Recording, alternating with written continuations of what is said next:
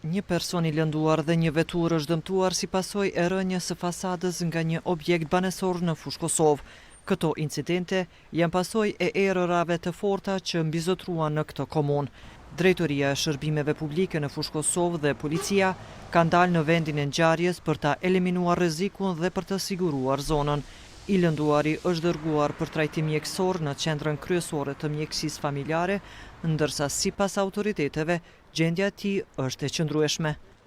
Si pasojë e erave të forta që kanë mbretëruar mbrëm në komunën e Fushë Kosovës, rreth orës 21 jam njoftuar nga policia e Kosovës që një pjesë e fasadës të një objekti afër shkollës Mihajl Grameno ka ra në tokë, edhe si pasojë një person është lënduar, ku është dërguar në QKMF, si dhe një vetur është prishur.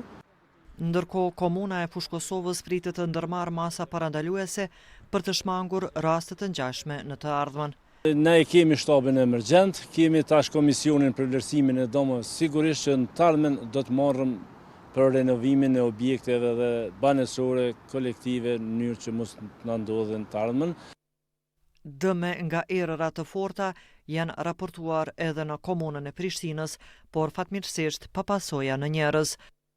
Intervenimet kanë qenë në kodën e Trimav, në Ulpion, në rrugën Porte Hotel Prishtina, pra dhe thash edhe në Dardani, pra kanë qenë, kurse sot në mëngjes kemi pas prap një lajmërim nga qytetarët për tek fura qërimit në Bregun e Dilit dhe tek tregu i Gjelbërt, kryesisht ka pas dëme të qative, të llamarinave, dëmi më i madh që shkaktuar mbrëm një qytetarit ka rënë një pjesë e lisit në automjet në kodën e Trimav, ndërsa dëmet tjera kanë qenë më të vogla.